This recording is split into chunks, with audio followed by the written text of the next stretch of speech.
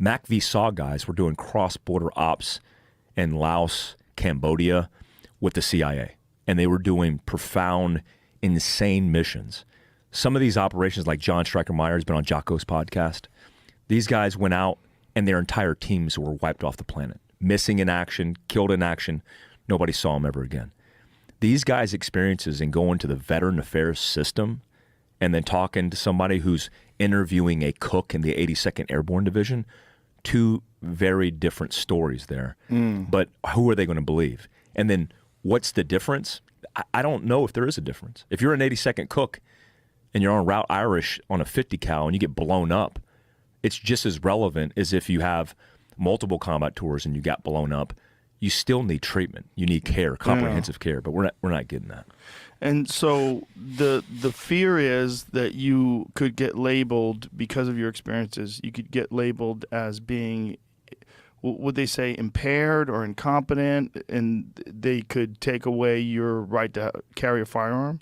Yeah, because the red flags law, or the proposal for the red flags law, is anybody who is deemed mentally unfit to carry a firearm or to buy a firearm. And that's subjective? Very subjective. So, and here's the thing, like if you're looking at a packet and the packet that comes forward, it says Green Beret, sniper, and he's killed a lot of people and he has post-traumatic stress, who's more dangerous to society? That guy or a guy who's got anxiety or depression? Right. It's going to be the Green Beret killer. Yeah. I applied for a job when I got out of the military to do kind of like the Department of Energy, working the power plants and security. It was like a security manager position. I had a degree in Army. I got my degree, my bachelor's degree, at the American Military University, and got a Homeland Security degree, which was this was a prerequisite for this job. And when I applied for that job, I submitted my resume not knowing better and outlining what I did. And it said I was a sniper and all this stuff. And I thought it was like cool guy stuff, that like people would respect that in the civilian world. Right. I didn't get that job. And I had nearly 20 years of experience in crisis, counterterrorism, and risk mitigation, all these things at a very high level. I had a bachelor's degree, and I was overqualified for the position, and I didn't get it. One of my buddies who was sitting on the board for that job said they thought it was high liability that I was a sniper and applying for that job because he kills people, and that's a bad thing. And so when I think about these red flag laws, and if this, depending on who it is, call it whatever, X administration, everybody who's labeled, you have PTSD, you're screwed. You're not going to be able to have a gun. You're not even going to be able to buy a gun, and that's a problem. Wow. So if you're hiring someone to do security, so you're hiring someone to protect you from potential armed threats, wouldn't you want someone who has experience with potential armed threats? Wouldn't you want someone who's experienced gunfights? Yeah, and I think the overall problem is, like when they ask me if I had post-traumatic stress, they're like, based on our evaluation of you and what you're saying, you have PTSD. And I said I didn't agree. And so I got it to where they said, okay, you have TBI and the symptoms are associated with PTSD. I guess I can give you a thumbs up with that. I guess that's what I'll take. So how do they define PTSD? Because there's got to be many layers or many levels of that, right? So if you're saying it's post-traumatic stress disorder, like what makes it a disorder? Like obviously you've experienced stress.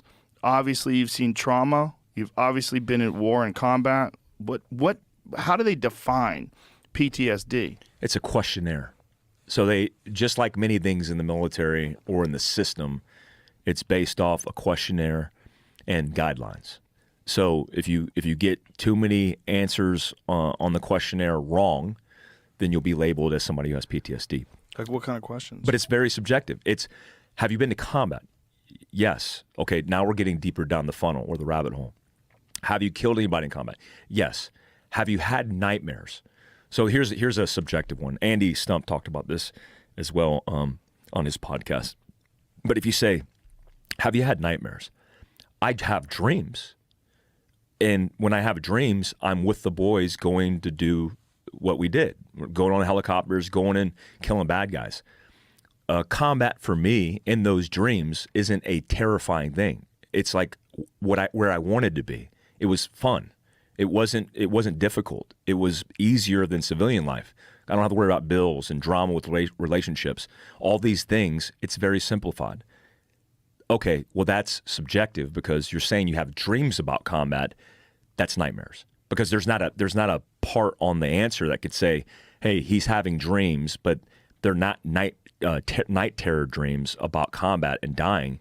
So he could be labeled somebody who has PTSD because of that. Like I have buddies who answer the questionnaire who don't have PTSD. I don't think I have PTSD. Do I have transitional issues? Certainly. I serve. The analogy is like a dog.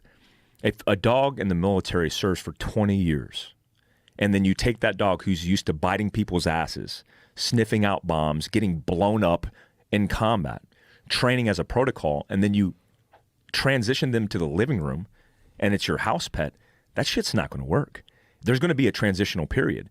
Give me a buffer. Give me some time to kind of unscrew my systems, get back to a normal protocol that's civilian life, and then question me. But they're questioning these guys right after they get out, and of course they're going to be fucked up. Of course they're going to be all screwed up. And legitimately, some guys have PTSD. They've been blown up in the one moment, but most of the guys that I know, Jack Hart, Tim Kennedy, all these guys that I serve with at pretty high levels, we don't have PTSD. We profoundly enjoyed our experience.